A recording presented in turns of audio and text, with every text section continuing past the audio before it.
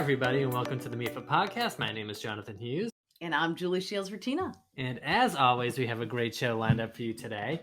We are recording this episode right in the middle of May and rapidly approaching Memorial Day weekend. So happy Memorial Day to everyone. But for us at MEFA, today and all month long, we are celebrating 529 days. So 529 Day is recognized on May 29th as a day to promote college savings and specifically 529 plans. And what are 529 plans? Well, they're a tax advantage way to save for college and career training and K through 12 tuition and apprenticeship training as well. So a lot of things you can do with 529 plans. Every state offers their own 529 program, and MEFA is proud to offer the Massachusetts 529 program, the U.Fund.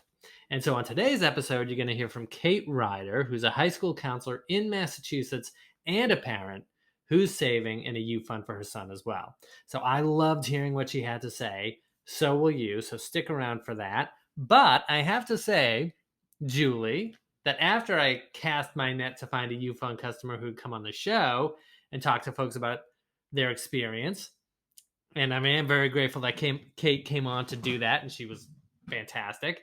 But I realized that I have, sitting across from me, virtually that is, a U.Fund customer who has not only saved for her children, but actually used her savings for their college education. Is that right? That is right. Okay. So that was a long windup. But before we get into my conversation with Kate, can you give a little more detail into, so I talked a little bit about what a 529 plan is. But can you talk about what a 529 plan is before we get into how you used your funds? So like you said, a 529 plan is a tax advantage savings plan that was designed to help people pay for college. And recently, it's been expanded to cover K through 12 expenses and apprenticeship programs. So in Massachusetts, it's the U.Fund 529 College Investing Plan. And that is offered by MEFA, and Fidelity Investments manages the program. So what that means is that Fidelity handles the account side, they manage the investments and the service, all of that. So you can open an account with whatever amount of money you choose, no minimum to open, and you can even open it and not put any money in at the beginning, and then fund the account as you go along. Now, as the market grows, and I say that, let's hope the market grows. I guess the market can do this a little bit. But you hope that the money that you invest in the U.Fund will grow tax deferred. And so that's nice. And then when it comes time to use the funds, as long as you use those funds for qualified educational expenses, then you never pay any taxes on those earnings. And that could be over many years. Okay, so as long as you use them for qualified educational expenses. So you know my next question is. You want me to tell you the qualified educational expenses? Yes, I do. They are things like tuition, fees, room and board, books, supplies, any required equipment and living expenses that a student would need to be in college. And that's quite a lot. So, any college that's accredited in the United States is eligible, and even some international colleges that are able to receive US federal funds. So, very flexible program. Yeah, so everything you mentioned right then relates to college. But you said earlier that you could use U-Fund savings for other expenses aside from college as well, right? Well, yes. In fact, so they keep expanding these qualified educational expenses, which is nice. So now you can use these funds for career training programs. And as long as they're eligible to receive federal funds, and many are. And also, you can use them to pay off. You can use them to pay K through 12 tuition up to $10,000 a year, and to pay back student loans for a one-time $10,000 amount.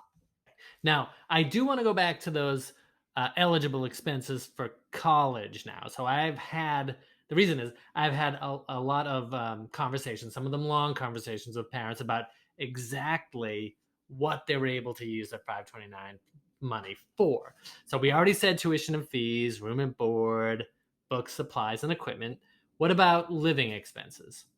So it depends. So what happens is the college sets a cost of attendance for the student, which includes all of those things I mentioned.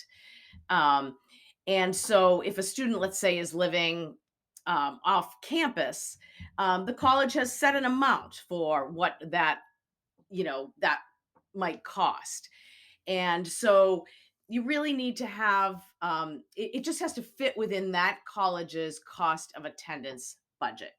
So the family student should be in touch with the financial aid office to make sure. But as long as it fits within that cost of attendance budget, then that is an eligible expense. So I think it's worth mentioning something that we don't talk about all that often.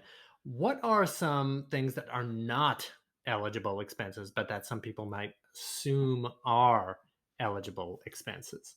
Yeah, I think the one that comes up the most, or that I get the most questions about, is transportation.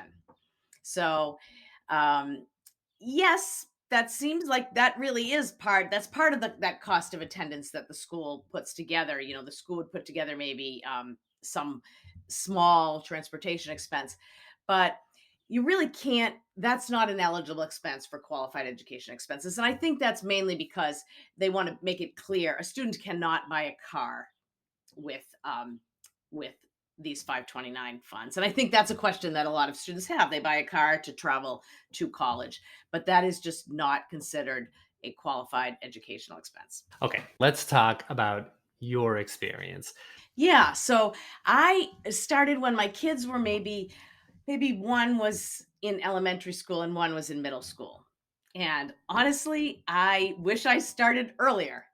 But I started working at MEFA, and I uh, was paying attention to families that would come to me to ask for help, and they would show me their college financial aid offers, and I would see that those financial aid offers didn't necessarily cover everything, and that was happening more and more each year. And so just working with families and helping them plan, I definitely wanted to be planning for myself. And so I just opened the accounts, and that's the key. I think a lot of times people are wondering, when should I open? How much should I put in to start? How much should I put in monthly? And those are all great questions. But the bottom line is you can figure that out. The most important thing is to, number one, open the account. Just get it open, because that's good to do as early as possible. And then put in what you want and what you can. And if you can make it automatic payments so it happens monthly and you don't have to think about it, that's really the best. I was going to ask you if you did that. And I did right away, because I do that with some other expenses too. And I think it's just so nice that every month I don't have to say, oh, do I have any extra money to put in the 529 plan? Because who knows what my answer would be. So if that just happens automatically, that has made it very easy. And then, honestly, over time, if I got a raise, or um, if my kids maybe got some money for a birthday or a holiday from a relative, then I would just either increase the amount I was putting in monthly, the automatic payments, if I felt I could afford that, or I would just add a one time payment sometimes. And I would just do that whenever I could. And I think people worry that, oh, I'm not saving enough. But the truth is, save what you can, and you'll be really surprised at the consistency of just doing it over many years. Really, it adds up. And when my kids became college age, I at least had a good amount in there to make me feel like I could get started with paying their college bills. When it came time to use the funds, what was that process like? What'd you do? It was very easy. I called Fidelity, and there's a group at Fidelity that is the college planning experts. So they do this all the time. They know, they have all the answers. And I just told them exactly what I wanted to do, that I wanted to take the money and I wanted to pay the school directly. You have some choices. Sometimes people want the money to come to them. And the person on the telephone took all of that information and then, you know, gave me all the details about what they were going to do. And they were able to send that directly to the college. And once you set that up with them once, then I sometimes still call because they are so helpful. But you can also go online and see your account online, and it's easier. You can just withdraw the money yourself and have it go to the college. Well, I guess I'll ask you, if you are getting a distribution sent to you as the owner and you're going to pay the college, what's what's that like, and what should you keep for tax purposes there? Yeah, I would say make sure you just keep a copy of that college bill that, so you'll have the date of the college bill and make sure you're withdrawing the funds in that same tax year. And as long as you have that record, that shows that that was a qualified expense. What would you say to someone who hasn't opened a college savings account yet? Jonathan, you and I have been doing this work for a long time. This was really helpful to me. I sent 2 kids to college, and I still have one who has 1 more year left. And that actually, my U-Fund might be running out. I'll have to piece it together, but it's helped me get a long way toward paying these college bills. And um, I have never talked to a family who said they wished they hadn't saved. Every family says, "I'm so glad I started this, and I wish I saved even more." Every family. Now we're going to head to the MEFA mailbag. And these are questions that have come in to us from customers over the past 2 weeks or so and answered by our college guidance experts. Now, remember, if you have any questions, please reach out to us at collegeplanning@mefa.org, or you can call us at 1-800-449-MEFA, or you can reach us on social media at Facebook at MEFA-MA, on Twitter at MEFA Tweets, and on Instagram at MEFA_MA.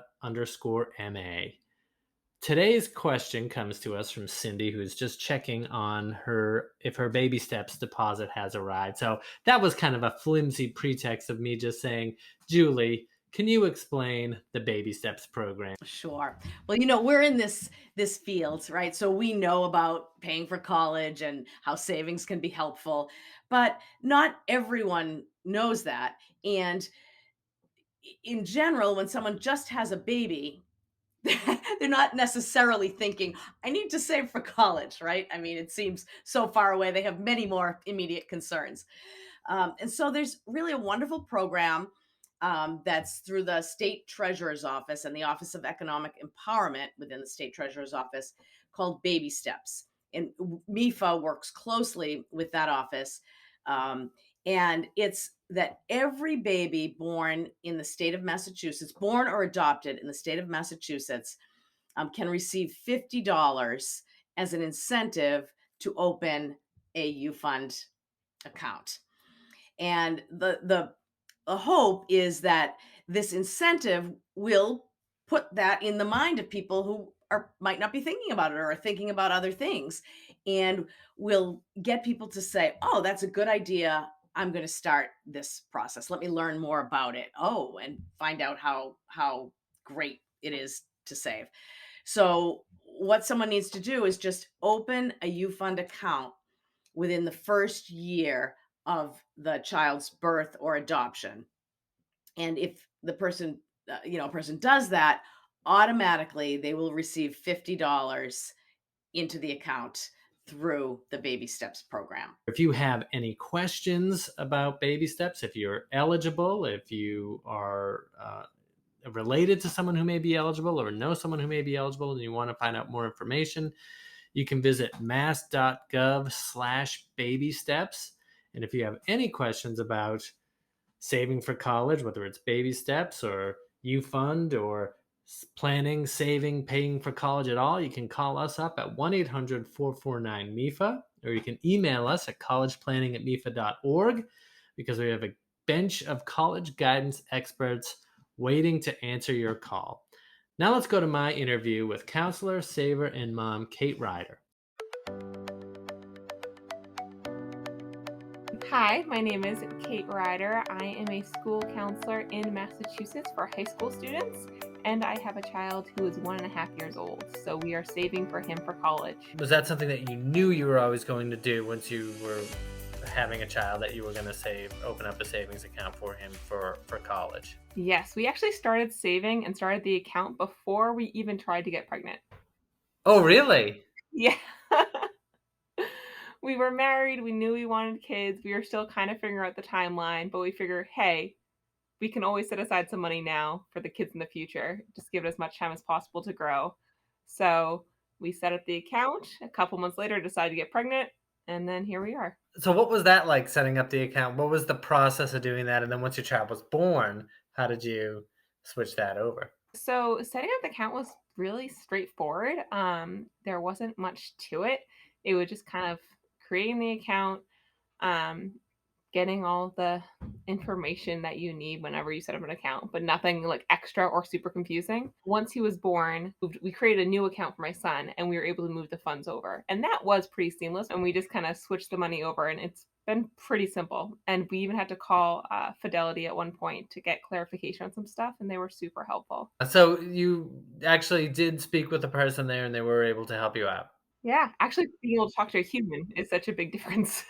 Did you already know about 529 plans, or did you have to do like any research as to like what college accounts, how to save for college specifically? Yeah, so we knew that there were plans out there that were specific to college. We weren't sure, which ones might be scams, which ones were worth it, what the whole deal was. So there's definitely some research. We didn't do anything formal like attend a workshop or seminar. Maybe we should have, but we just kind of did our own research. And that's when we found out about the U.Fund specifically and how that works in Massachusetts and just kind of ran our own train.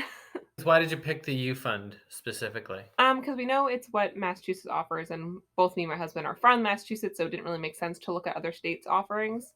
And we also found that they gave you investment options with low fees. So there are those with high fees, but you can kind of customize it to what you want to do. And at the time, Massachusetts was offering a pretty significant tax deduction for contributions. So I don't think that's a permanent establishment. It is actually. Oh, it is? They actually did make it permanent. Yeah. Oh, that's awesome. Okay, that's news to me. I think when we were looking into it, it wasn't permanent, Right. but we knew that it existed. So I was like, all right, the tax deduction sounds pretty awesome. Um, so yeah, we were just once we figured out what it was and that it could really, kind of open a lot of doors for our son in the future as far as having things, um, money available to him. It was an easy decision. You're a high school counselor. Yes. Do you think you were maybe more naturally attuned towards saving for college because you are a high school counselor? Yes, I think so. So both me and my husband are, we value educated. We've gotten, post secondary degrees. We very much appreciate learning throughout life as much as you can. Because of my role as a high school guidance counselor, I feel like I have a specific lens into how much education can cost, what the cost of education brings you. Like, what does it mean to pay for community college versus a 4 year school? But then also, how are other ways I can spend my money if my kid doesn't want to go to college? Because not every student goes to a 4 year school after high school.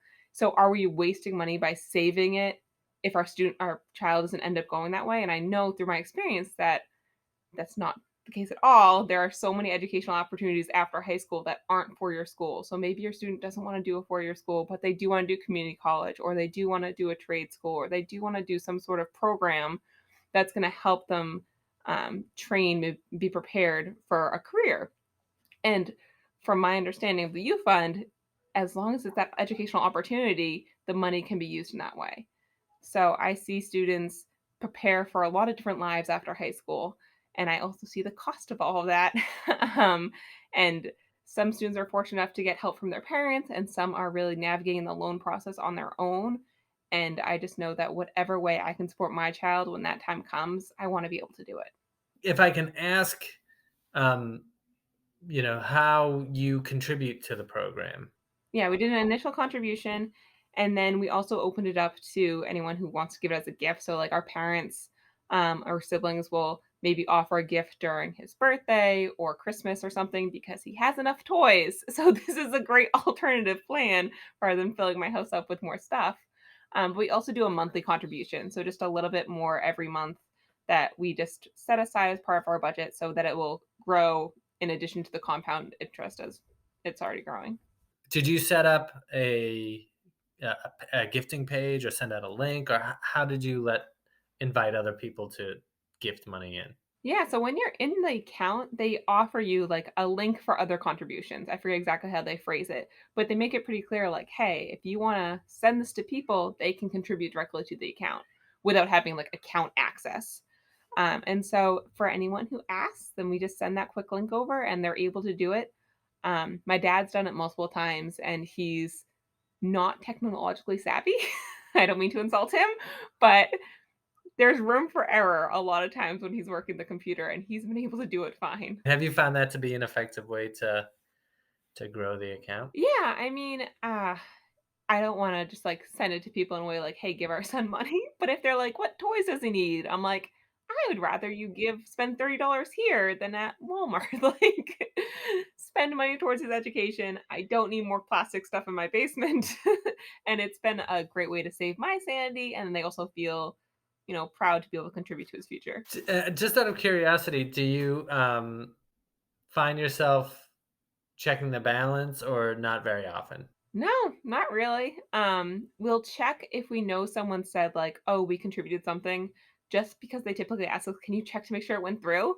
And that's the only time I go in. I find that out of sight, out of mind, a little better with this. It's an automatic contribution every month, so I don't have to think about the money that's going in. It's just already set aside. It's going to grow, and then when I check in on it, it's like, "Oh, look at this little nest egg that we've done without really feeling like we're trying." Have you used any, like, we have a whole bunch of tools on our site and stuff like that to sort of estimate how much you're giving on a monthly basis and how much that's going to be by the time the child turns 18. Have you used anything like that, either on our site or any other site, to sort of figure out how much you might have?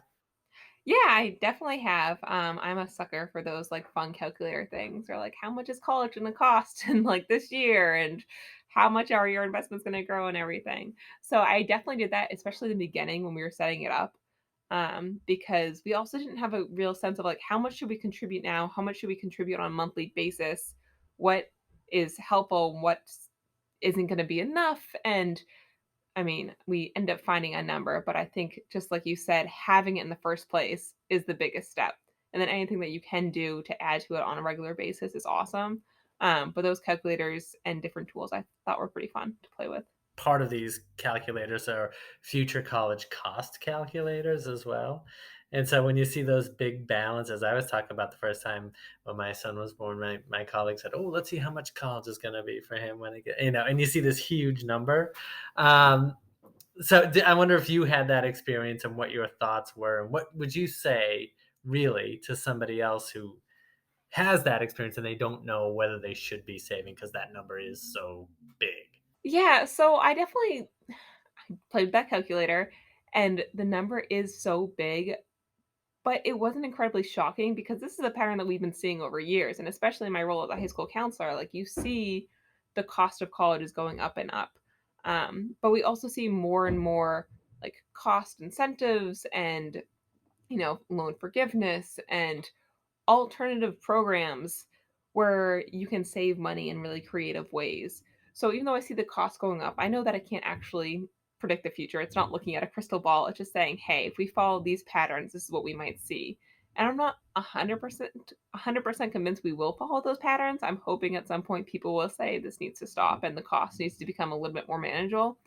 But even if it doesn't, I know that there's, like I said, cost saving creative solutions. So your student could go to community college for 2 years, and depending on their program, they could even live in a 4-year school. So in Massachusetts, for example, there's programs where if you attend community college, you might still be able to live at Framingham State. So you're getting that experience of living at college, but you're paying the tuition of community college. And right there, you've cut your cost of college by so much. So there's things like that that make it slightly less overwhelming because I think there's only going to be more and more of those types of cost saving programs and opportunities. But regardless, school's going to cost money. I don't see us turning into the European Union anytime soon, where everything is so much more affordable when it comes to post-secondary education. So saving, in my opinion, is the best thing you can do, because you don't want to be thinking about it when your kid is entering high school and you're like, okay, well, they might want to do something after high school. Let's start saving now. That's putting a lot of pressure on you with such a limited time. So if you think your kid might go to college or might want education after high school in whatever form that is, then I am definitely team save what you can, create some sort of tax beneficial account, because it's only going to help you in the future. Well, that about wraps it up for us today. Once again, thanks to Kate Ryder for sharing her time with all of us. And if you like the show and you want to hear more from MEFA on all topics related to planning, saving, and paying for college and career readiness, please subscribe to us on Apple Podcasts, Stitcher, iHeartRadio, or wherever you get your shows from. And whether you're a new or a regular listener, please remember to rate and review us so we can keep doing what we're doing and getting this good information in front of people like you. So, Julie, thank you very, very much for joining me today. No, this is fun. Thank you to our producer, Sean Connolly, our editor, Lauren Patton. Once again, my name is Jonathan Hughes, and this has been the MEFA Podcast.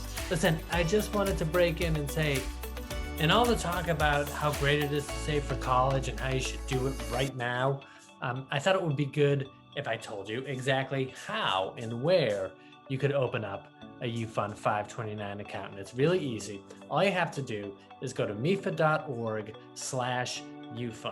You click on Get Started, and that'll take you right to the U.Fund application.